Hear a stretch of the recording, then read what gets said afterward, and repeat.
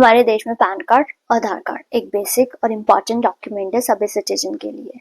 कई बार किसी पर्सन के पास पैन कार्ड ना होने की वजह से उन्हें काफ़ी प्रॉब्लम फेस करनी पड़ सकती हैं। क्यों? क्योंकि इनकम टैक्स एक्ट में कुछ रूल और ट्रांजेक्शन्स ऐसे स्पेसिफाई की गई हैं जहाँ पर आपको अपना पैन नंबर देना ज़रूरी है। अगर वो ट्रांजेक्शन्स करते हुए आपके पास पैन नंबर नहीं है तो आप वो ट्रांजेक्शन नहीं कर पाएंगे। जैसे कि आपको पता है इनकम टैक्स एक्ट 1961 को इनकम टैक्स एक्ट 2025 से रिप्लेस किया जा रहा है, जो कि फ्रॉम 1 अप्रैल 2026 से एप्लीकेबल हो जाएगा। तो नए एक्ट में भी कुछ ट्रांजेक्शन स्पेसिफाई किए गए हैं, ऐसे कुछ रूल स्पेसिफाई किए गए हैं जहाँ पर आपको अपना पैन नंबर देना पड़ेगा। तो अगर आप भी कोई ऐसे पर्सन है जो प्रॉपर्टी में इन्वेस्ट करते हैं, व्हीकल लेते हैं, शेयर्स में इन्वेस्ट करते हैं, म्यूचुअल फंड्स में, बॉन्ड्स में, इंश्योरेंस लेते हैं, तो आपके लिए ये रूल जानने बहुत ज़रूरी है।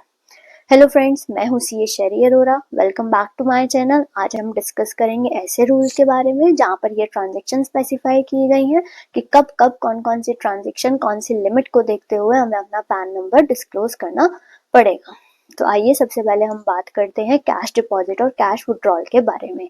कैश डिपॉजिट में क्या लिमिट स्पेसिफाई की गई है? 10 लाख इन अ ईयर। अगर हम अकाउंट में 10 लाख से ज़्यादा कैश डिपॉजिट करते हैं एक साल में तो वहाँ पर हमें अपना पैन नंबर देना मैंडेटरी होगा। पहले ये लिमिट थी 50,000 इन अ डे।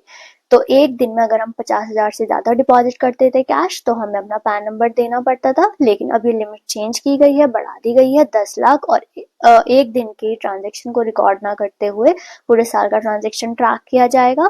तो अगर हम एक साल में 10 लाख से ज़्यादा कैश डिपॉजिट करेंगे तो हमें अपना पैन नंबर देना पड़ेगा। अब बात करते हैं कैश विड्रॉल के बारे में। अगर हम एक साल में 10 लाख से ज़्यादा कैश विड्रॉल करेंगे तो हमारे लिए पैन डिस्क्लोज करना मैंडेटरी होगा। अब बात करते हैं व्हीकल के केस में। अगर हम कोई व्हीकल परचेज करते हैं जिसकी वैल्यू 5 लाख से ज़्यादा है तो वहाँ पर भी पैन नंबर देना मैंडेटरी होगा। पहले हम 2 व्हीलर 4 व्हीलर लेते थे तो वहाँ पर पैन नंबर जाता था, लेकिन अब ये लिमिट स्पेसिफाई हो गई है 5 लाख की। तो अगर 5 लाख से ज़्यादा की वैल्यू है तो वहाँ पे आपको अपना पैन नंबर देना ही होगा। बात करते हैं इमर प्रॉपर्टी के बारे में। अगर हम कोई इमर प्रॉपर्टी में इन्वेस्ट करते हैं, सेल करते हैं, परचेज करते हैं या गिफ्ट करते हैं और उसकी वैल्यू 20 लाख से ज़्यादा है तो हमें अपना पैन नंबर देना पड़ेगा। पहले ये लिमिट 10 लाख थी जिसे बढ़ाकर नए एक्ट में 20 लाख किया गया है।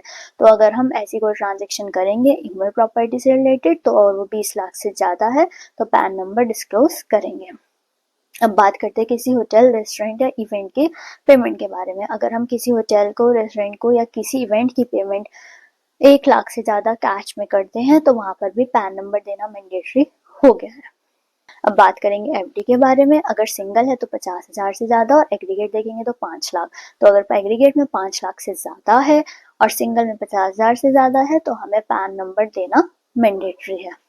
अब बात करते हैं शेयर्स और बॉन्ड्स के बारे में, म्यूचुअल फंड्स के बारे में। अगर हम कोई म्यूचुअल फंड्स लेते हैं और वो वैल्यू 50,000 से ज़्यादा है तो हमें पैन नंबर देना ज़रूरी है। ऐसे हम किसी बॉन्ड्स में इन्वेस्ट करते हैं, वो भी 50,000 से ज़्यादा है तो वहाँ पर भी हमें अपना पैन नंबर मैंडेटरीली डिस्क्लोज करना पड़ेगा। बात करते हैं शेयर्स और लिस्टेड सिक्योरिटीज़ के बारे में। अगर हम किसी शेयर्स में लिस्टेड सिक्योरिटीज़ में इन्वेस्ट करते हैं और वैल्यू 1 लाख से ज़्यादा है तो वहाँ पर भी हमें पैन मैंडेटरीली डिस्क्लोज करना पड़ेगा। अगर हम कोई बैंक अकाउंट ओपन कराते हैं, डीमैट अकाउंट ओपन कराते हैं, क्रेडिट कार्ड के ट्रांजेक्शन करते हैं, क्रेडिट कार्ड लेते हैं तो उस टाइम भी हमें पैन नंबर देना पड़ेगा।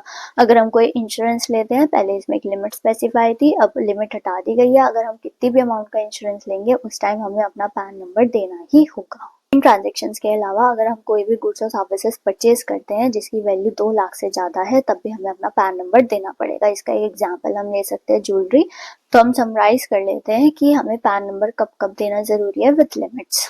अगर हम कोई बैंक अकाउंट ओपन कराते हैं, डीमैट अकाउंट ओपन कराते हैं, क्रेडिट कार्ड के लिए अप्लाई करते हैं और या हम इंश्योरेंस लेते हैं, यहाँ पे पैन नंबर देना मैंडेटरी है। इसमें कोई लिमिट भी स्पेसिफाई नहीं की गई है। कैश डिपॉजिट और कैश विड्रॉल में 10 लाख की लिमिट स्पेसिफाई है। अगर हम पूरे साल में 10 लाख से ज़्यादा कैश डिपॉजिट करते हैं या पूरे साल में 10 लाख से ज़्यादा कैश विड्रॉल करते हैं तो पैन नंबर डिस्क्लोज करना होगा। करते हैं इनवर प्रॉपर्टी के बारे में। अगर उसकी वैल्यू 20 लाख से ज़्यादा है तो पैन देना मैंडेटरी है। ऐसे व्हीकल के केस में अगर वो 5 लाख से ज़्यादा है तो भी पैन नंबर देना आपके लिए ज़रूरी होगा।